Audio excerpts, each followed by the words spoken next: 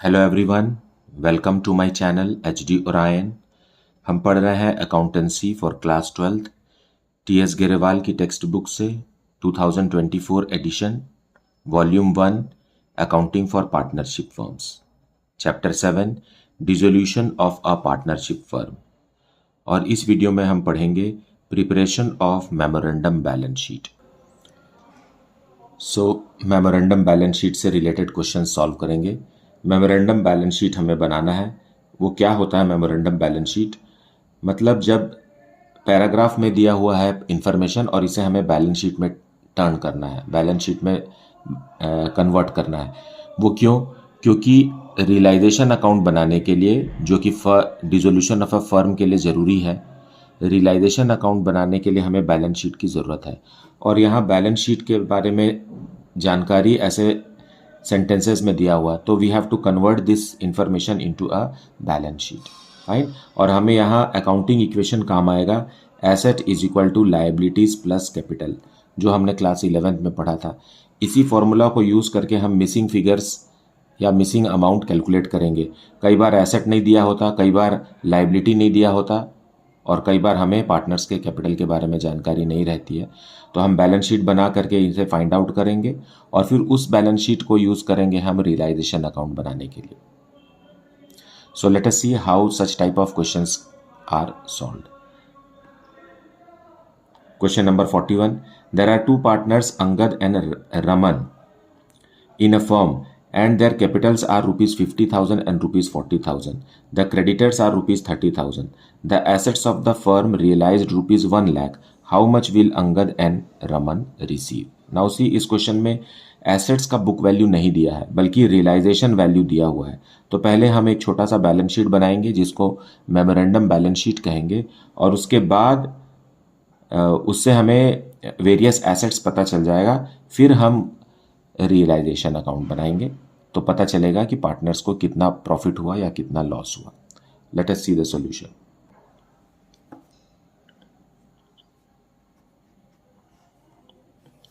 So solution 41, balance sheet बनाएंगे हम।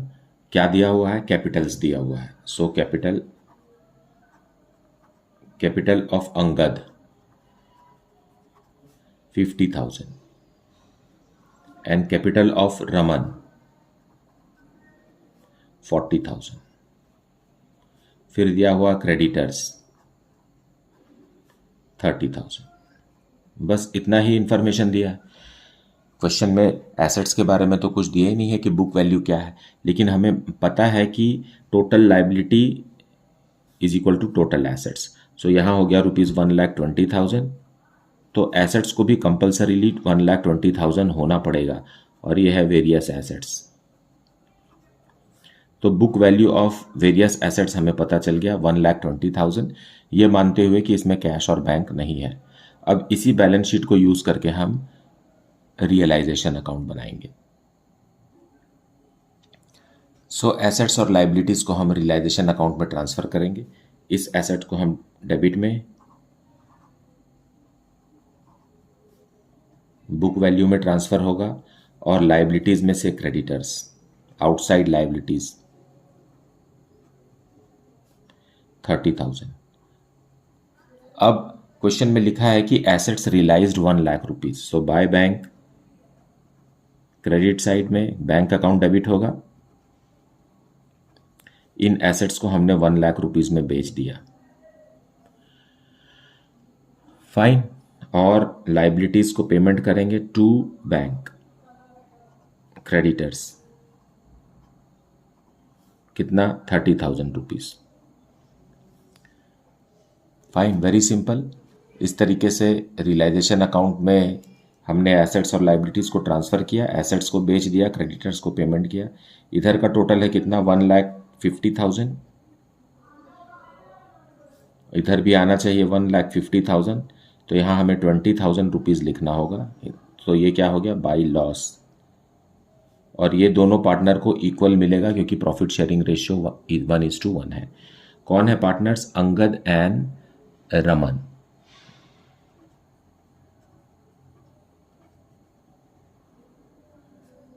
$10,000 each. So ये बन गया रियलाइजेशन अकाउंट। अब हम पार्टनर्स कैपिटल अकाउंट बनाएंगे, उससे पता चलेगा कि अंगद और रमन को कितना अमाउंट फर्म वापस करेगी। Bye balance brought down, capital कितना था, लिखा हुआ 50,000 एंड 40,000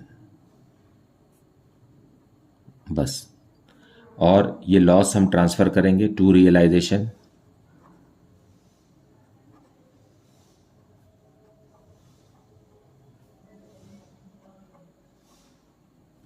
बस इतना सी बात है और कुछ नहीं है। तो 50,000 में से 10,000 कट जाएगा तो बचा 40,000 जो अमाउंट रिफंड होगा और अंगद को, और रमन को 40,000 में से 10,000 कम हो जाएगा और इसको रिफंड होगा 30,000 रुपीज़। तो इसे हम लिखेंगे to bank.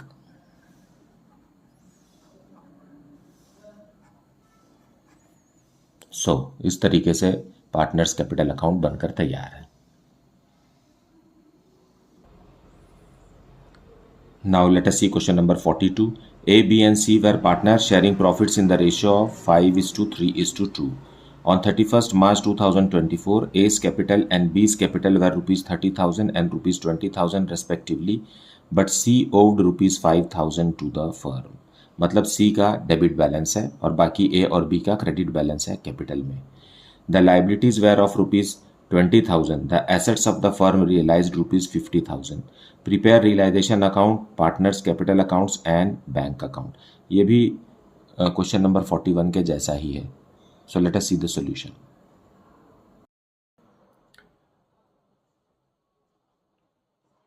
So solution 42 we will see capital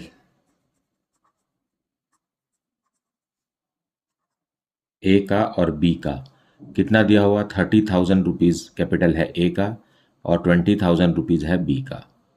क्योंकि हमें बैलेंस शीट नहीं दिया हुआ है और पैराग्राफ में हमें इंफॉर्मेशन दिया हुआ है, इसलिए हम उस इंफॉर्मेशन को बैलेंस शीट में कन्वर्ट कर रहे हैं और इसे ही मेमोरेंडम बैलेंस शीट कहते हैं।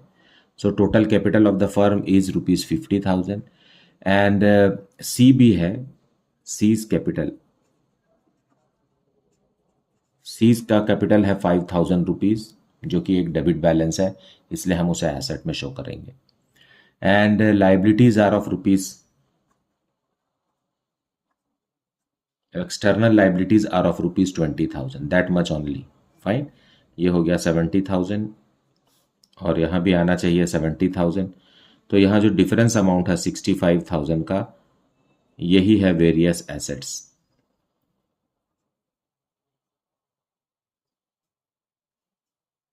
फाइन, जितना एसेट होता है, जितना लाइबिलिटी होता है उतना ही एसेट होता है। तो बैलेंस करने के लिए हमें जो अमाउंट मिला है यही वो एसेट है और इन्हीं जानकारी के साथ हमें रियलाइजेशन अकाउंट बनाना है। सो रियलाइजेशन अकाउंट में to various assets rupees 65,000 and by liabilities,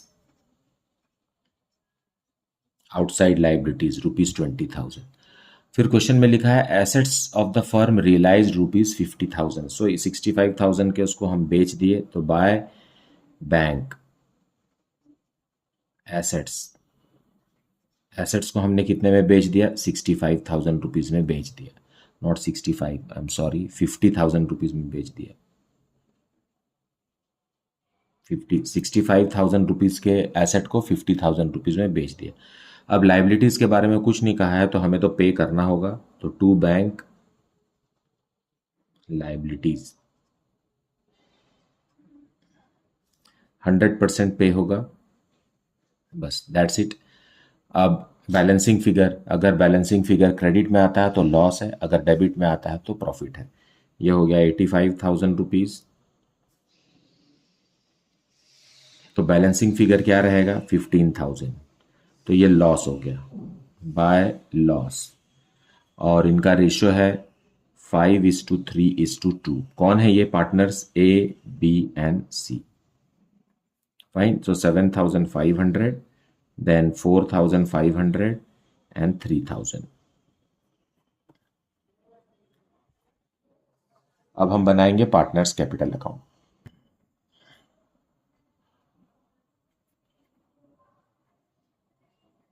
bye balance brought down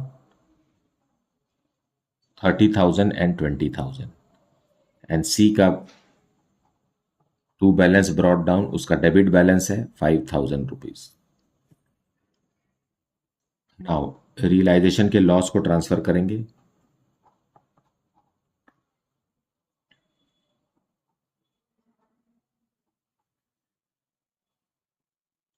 बस इतना ही है। नाउ अब ए को टोटल कीजिए 30,000 रुपीज, और यहाँ भी 30,000 रुपीज, मतलब ए को 22,500 रुपीज मिलेगा वापस कैपिटल का।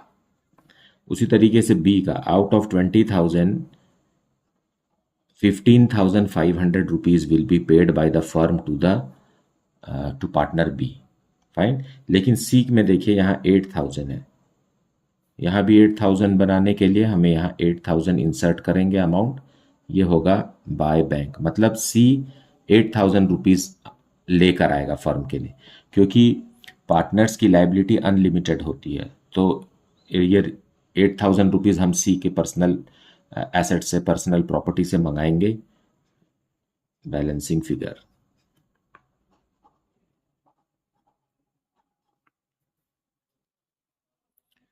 नाउ ये दोनों अमाउंट फर्म को रिसीव हो रहे हैं, और ये दोनों अमाउंट फर्म पे कर रही है और ये अमाउंट फर्म को रिसीव हो रहा है। अब हम इन्हीं जानकारी से बैंक अकाउंट बनाएंगे। सो बैंक अकाउंट में जो पैसा रिसीव हुआ उसे हमको डेबिट में लिखना है। तो कहाँ से रिसीव हुआ? To realisation account. जो एसेट हमने बेचा 50,000 रुपीज में, सो अमाउंट हमें रिसीव हुआ, और टू सीज कैपिटल, सी के कैपिटल से 8,000 रुपीज मिला। और पेमेंट क्या हुआ? रियलाइजेशन से हमने लाइबिलिटीज को पे किया, तो बाय रियलाइजेशन क्रेडिटर्स को हमने पे किया 20,000 रुपीज, और बाय कैपिटल्स ए और बी को हमने पैसा वापस किया। ए को कितना? 22,500, और बी को कितना? 15,500। सो ये कितना हो जाएगा? 0 0 0 एंड 8 एंड 3। सो यहां कितना हो गया? 58,000 ईच। कोई भी अमाउंट बचा नहीं, फर्म इज डिसॉल्व्ड, सारे अकाउंट्स क्लोज हो गए।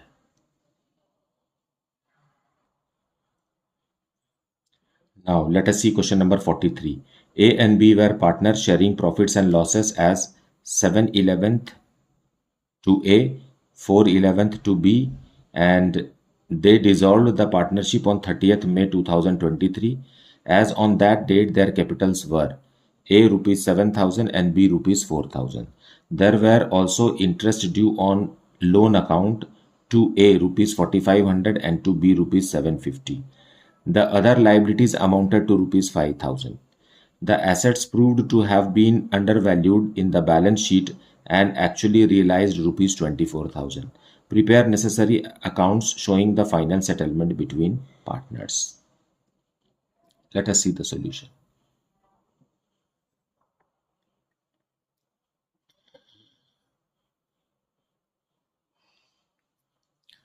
Solution 43 में हम कैपिटल अकाउंट लिखेंगे लाइबिलिटीज की तरफ, capital of A and B, जो क्वेश्चन में दिया हुआ है 7,000 एंड 4,000।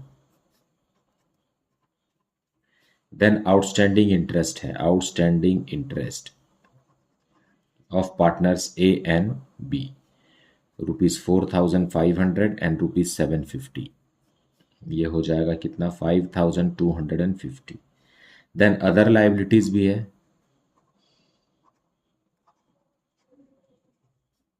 5,000 रुपीज का। बस इतनी ही जानकारी दी हुई है, एसेट्स के बारे में कुछ नहीं है। तो जो बैलेंसिंग फिगर आएगा वो वेरियस एसेट्स होगा, और इसका ग्रैंड टोटल आएगा 21,250।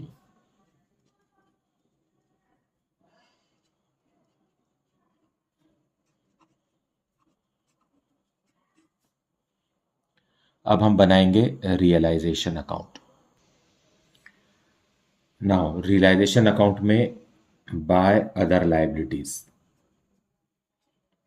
लाइबिलिटी आउटसाइड लाइबिलिटी को हम ट्रांसफर करेंगे। अदर लाइबिलिटीज है 5,000 रुपीज का, और टू वेरियस एसेट्स।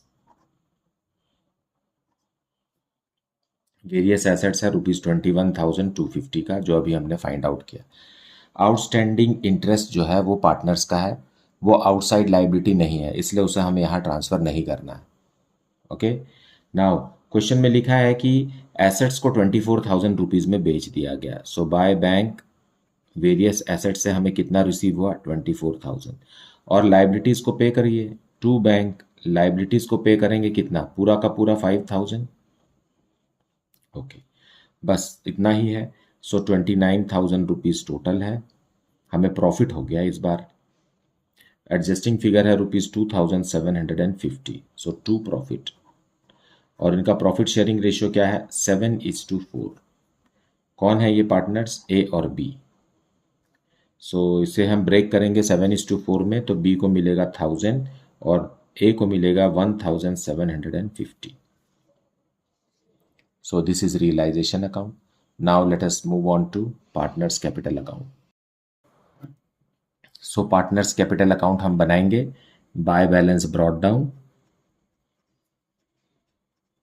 ए का कैपिटल है ₹7,000 और बी का कैपिटल है ₹4,000 और कुछ भी नहीं है। प्रॉफिट ऑन रियलाइजेशन है बाय रियलाइजेशन। रियलाइजेशन का प्रॉफिट है ₹1,750 एंड ₹1,000। बस इतना ही लिखना है। इंटरेस्ट ड्यू टू पार्टनर्स को यहाँ नहीं लिखना, वो सीधा बैंक से पेमेंट होगा, कभी भी हमें उसे पार्टनर्स कैपिटल अकाउंट में नहीं लिखना है।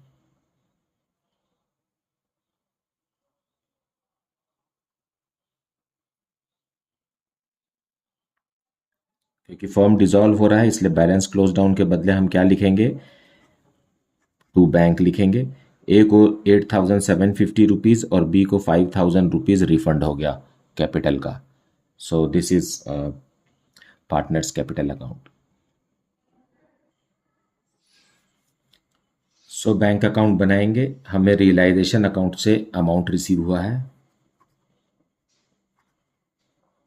वेरियस एसेट्स जो हमने बेचा था ₹24,000 में, बस यही अमाउंट हमें रिसीव हुआ है और इसका हमने इस्तेमाल कहाँ किया है?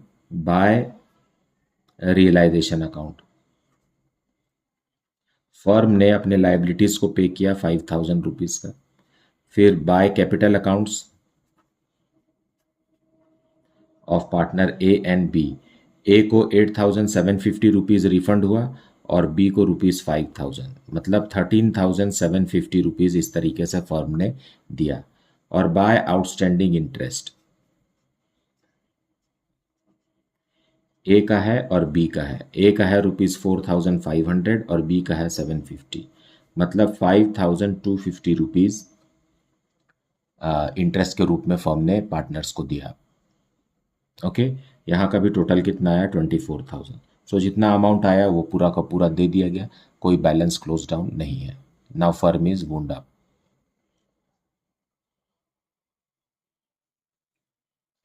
Now let us see question number 44। A, B, and C started business on 1st April 2023 with capitals of ₹1 lakh, ₹80,000, and ₹60,000 respectively, sharing profits and losses in the ratio of 4:3:3. For the year ended 31st March 2024, firm incurred loss of ₹50,000. Each of the partner withdrew ₹10,000 during the year. On 31st March 2024, the firm was dissolved. The creditors of the firm stood at ₹24,000 on that date and cash in hand was ₹4,000. The assets realized ₹3 lakh and creditors were paid ₹23,500 in full settlement of their claims. Prepare realization account and show your workings clearly. So let us see the explanation in the solution.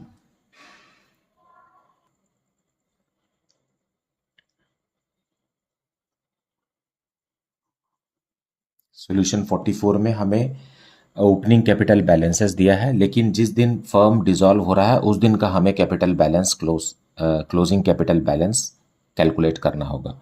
तो सबसे पहले लिखेंगे opening balances.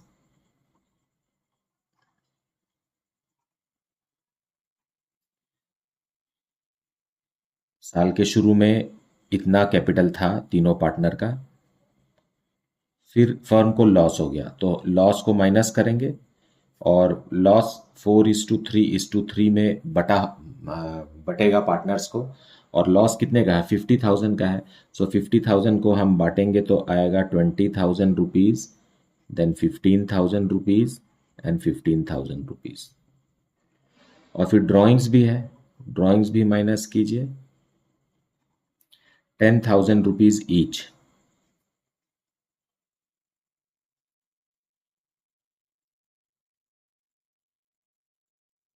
बस इतना ही है। अब ये आ जाएगा क्लोजिंग कैपिटल। ए का आएगा 70,000, बी का आएगा 55,000 और सी का आएगा 35,000। इन्हीं क्लोजिंग कैपिटल बैलेंसेस से, मतलब on the date of dissolution of the firm capital इतना था, इसी से हमें मेमोरेंडम बैलेंस शीट बनाना है। सो सबसे पहले ये तीनों कैपिटल को लिख लेते हैं।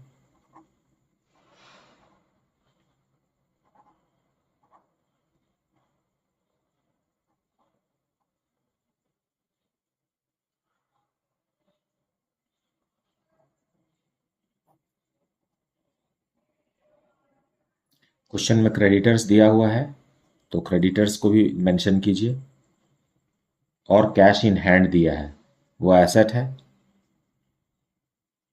4,000। अब जो बैलेंसिंग फिगर आएगा that will be various assets.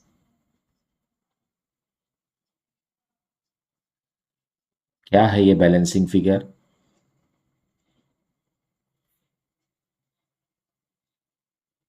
ये आ जाएगा 1,80,000। सो क्योंकि हमें एसेट्स के बारे में जानकारी नहीं थी और हमने इंफॉर्मेशन को यूज़ करके बैलेंस शीट बनाया, इसीलिए इसे मेमोरेंडम बैलेंस शीट कहते हैं। सो रियलाइजेशन अकाउंट में पहले हम एसेट्स को ट्रांसफ़र करेंगे और क्लोज कर देंगे। फाइन, एसेट्स कितने के हैं? 1,80,000 के हैं। और लाइबिलिटीज़ हैं, क्रेडिटर्स हैं हमारे पास 24,000 के। इन्हीं को हमें एसेट को रियलाइज़ करना है और लाइबिलिटी को पे करना है। क्वेश्चन में लिखा हुआ है कि हमने एसेट्स को बेच दिया 3,00,000 रुपीज़ में और जो पैसा मिला उससे क्रेडिटर्स को पे किया 100%। लिखा हुआ नहीं है लेकिन आपको 100% लाइबिलिटीज़ को पे करना है। पे को पूरा, लाइबिलिटीज़ को पूरा ही पे करना। बस इतना ही है। तो क्या हो गया? प्रॉफिट हो गया हमको, फर्म को प्रॉफिट हो गया। कितने का प्रॉफिट हुआ? ₹1,20,500 का। नॉट ये इतना नहीं है, ये 23,500 रुपीज़ पे हुआ है, 24,000 नहीं हुआ है। अगर कुछ नहीं कहता क्वेश्चन में तो 24,000 रुपीज़ पूरा पे होता, लेकिन क्वेश्चन में मैंशनड है कि क्रेडिटर्स को 23,500 रुपीज़ पे हुआ। Okay, now to profit. और ये पार्टनर्स को हम देंगे 4:3:3 में। उनका प्रॉफिट शेयरिंग रेशियो कौन है? पार्टनर्स ए, बी और सी। ब्रेक कीजिए।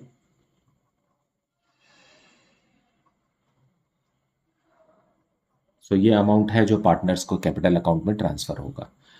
सो इस तरीके से रियलाइजेशन अकाउंट बनाया जाएगा। और क्वेश्चन में इतना ही पूछा गया है तो हम इतना ही जवाब देंगे। अगर कुछ डाउट है then please put it in the comment section. Comment section में ये भी बताइए कि आपको वीडियो कैसा लगता है और आप किस शहर से इस वीडियो को देख रहे हैं। अपने फ्रेंड्स को रिकमेंड कीजिए इस चैनल को ताकि वो भी अच्छे से पढ़ाई कर सकें। Thank you so much for liking, subscribing and sharing this channel. Thank you so much for watching this video.